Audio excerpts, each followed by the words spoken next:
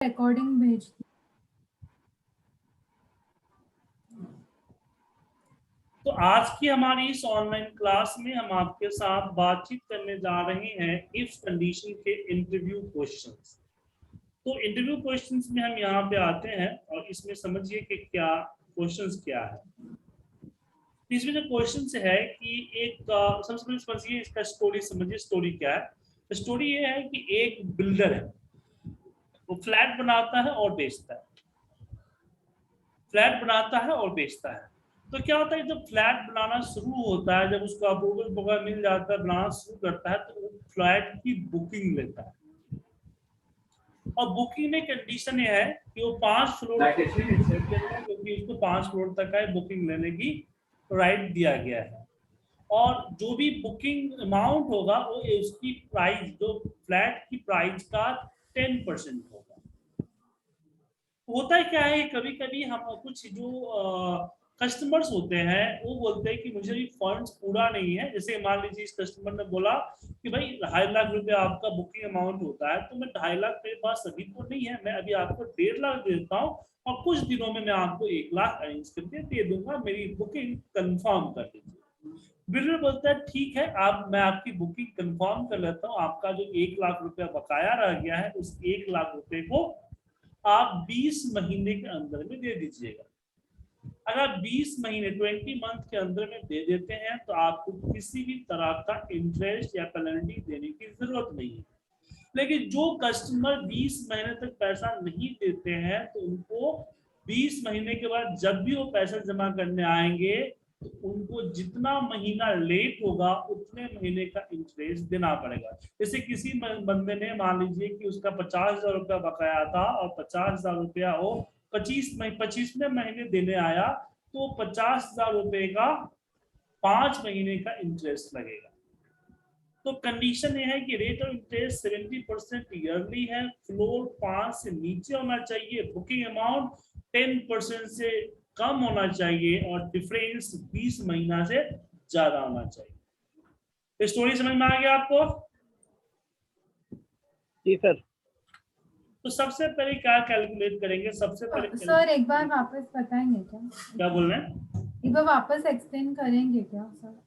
ध्यान से सुनिएगा, ध्यान से। एक बिल्डर है, वो अपनी फ्लैट बना के बेचता है। फ्लैट जब बनाना शुरू करता है तो बुकिंग लेता है। ओके। ठीक है ना, कि भाई फ्लैट बना नहीं है पर आप बुक कर लीजिए, फ्लैट आपका होगा नक्शे के हिसाब से। तो बुकिंग लेने के लिए लेते समय वो अपनी फ्लैट की प्राइस का 10% बुकिंग लेता है। आपको अगर फ्लैट बुक करना है या ए विंग के C25 नंबर फ्लैट बुक करना है तो आपको उसकी प्राइस का 10% आपको देना होगा। ओके। बट प्रॉब्लम क्या है, कुछ कस्टमर ऐसे हैं जो कि इनके पास पैसे की प्रॉब्लम होती है तो 10% नहीं दे पाते हैं, तो उनको बिल्डर बोलता है कि आप 20 महीने तक जो बकाया अमाउंट है उसको दे सकते हो। 20 महीने से जितना महीना आप लेट करोगे उतने महीने का हम इंटरेस्ट लेंगे। तो 17% ईयरली इंटरेस्ट लेंगे, लेकिन हम बुकिंग जो लेंगे वो 5 फ्लोर से नीचे तक का लेंगे और बुकिंग अमाउंट 10% से जो कम होगा उसका हम ब्याज लेंगे और जो ब्याज लेंगे वो 20 महीने से जो ज्यादा होगा वो होगा। तो इस पे हम सबसे पहले निकालेंगे प्रिंसिपल। तो प्रिंसिपल होगा 25%, इसका 25%, सॉरी माफ कीजिएगा 25 लाख का 10%। तो 10% कितना आया?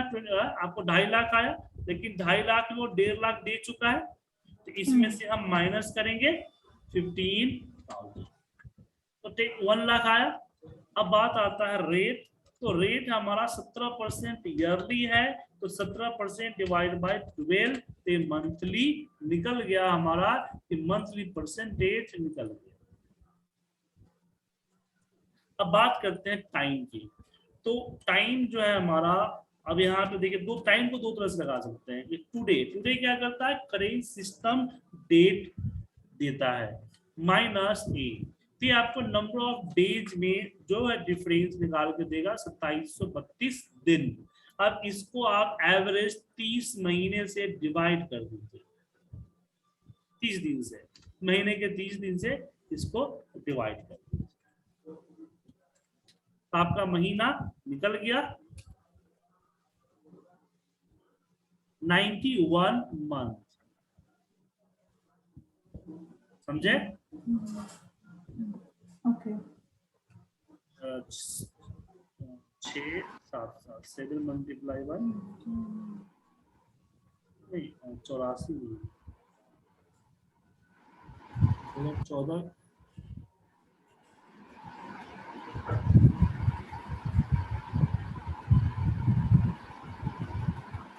थोड़ा सा गड़बड़ होगा, मतलब कि एग्जैक्ट नहीं निकलता है कि 91 मंथ जो निकला वो एग्जैक्ट नहीं निकलता है। तो एग्जैक्ट अगर आपको निकालना है तो आपके लिए फॉर्मूला होता है, वो होता है डेटेड इफ। डेटेड इफ में आप स्टार्ट डेट और एंड डेट में मैंने टुडे लगा दिया और हमने बोला कि इसको मंथ में मुझे दो, तो एग्जैक्ट 89 मंथ आपको दिखा दिया कि 89 मंथ हुआ। बट 89 मंथ तो है, लेकिन मुझे तो 20 महीने के बाद से चाहिए, तो इसमें से -20 हम कर देंगे तो यहाँ हमारे पास रिजल्ट आ गया 69 मंथ। अब मुझे इसका इंटरेस्ट निकालना है तो सिंपल इन तीनों को मल्टीप्लाई कर दे। आ गया?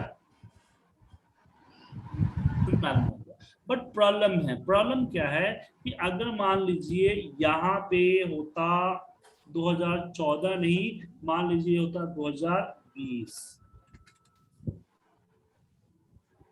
तब तो ये माइनस में आया, 3 महीना इसका बचा हुआ है, फिर भी इंटरेस्ट कैलकुलेट हो गया। अब यहाँ इंटरेस्ट कैलकुलेट नहीं होनी चाहिए क्या सर? इंटरेस्ट जो हमने कैलकुलेट किया है उसमें यहाँ पे कंडीशन देना है कि इफ ए होना चाहिए ग्रेटर देन 0 और जो फ्लोर है वो फ्लोर होना चाहिए लेस देन, यहाँ पे एन लगा दीजिए, माफ कीजिएगा एन सबसे पहला कि floor less than equal to 5 होना चाहिए और जो प्रिंसिपल है वो ग्रेटर देन 0 होना चाहिए और जो टाइम है वो टाइम भी ग्रेटर देन 0 होना चाहिए। तो रिजल्ट ट्रू आया, तो इसमें हमें ऐसा हुआ तो हमें इन तीनों को मल्टीप्लाई करना है, rate multiply by time multiply by rate, principal rate and time, otherwise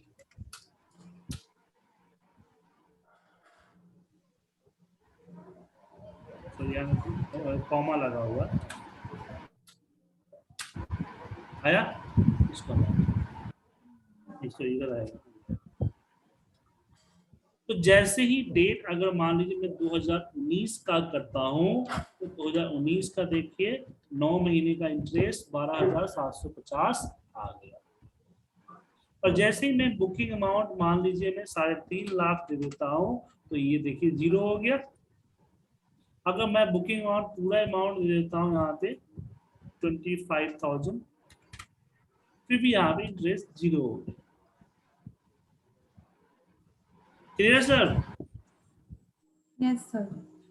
मुझे क्योंकि मुझे तो एक का नहीं, से बहुत सारा डेटा है ना सर, तो मुझे यहाँ एक सेल में लगाना है, तो उसके लिए क्या कीजिए, आप इस फॉर्मूले को कॉपी कीजिए और इस फॉर्मूला को मर्ज कर दीजिए। इसको कॉपी किए और ये क्या है C4, और जहां हमारा C4 है उसके जगह पे इन द ब्रैकेट C4 का फॉर्मूला पेस्ट कर दीजिए। अब C4 को डिलीट किया जा सकता है, उसके बाद यहाँ इसको फॉर्मूला कॉपी कीजिए और जहां C5 है, जहां भी C5 है, C5 के जगह पे C5 का फॉर्मूला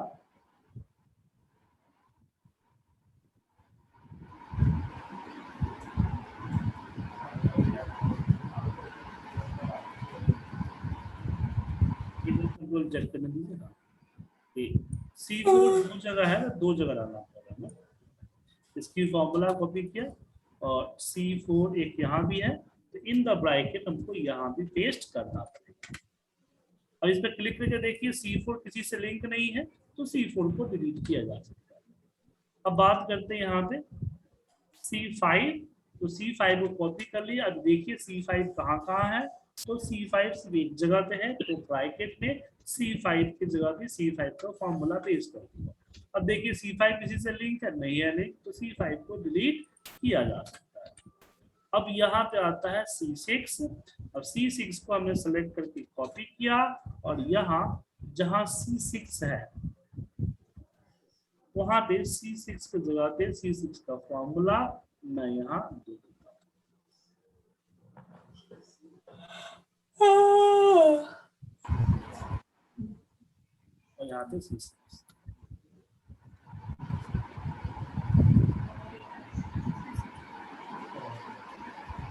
फॉर्मूले को कट कीजिए और यहाँ पे डाल कट करके डालिए, बाकी डिलीट मार दीजिए। अब नीचे जो भी डेटा आएगा उसको आप इजीली आप ड्रैग कर सकते हैं।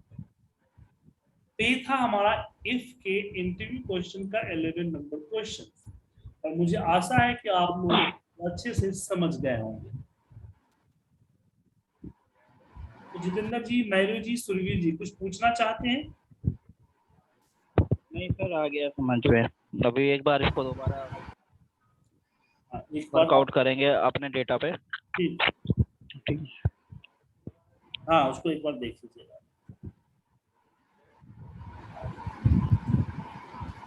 तो आज के लिए इतना ही, कल मिलते हैं। कल से हम टेक्स्ट फॉर्मूले को शुरू करेंगे।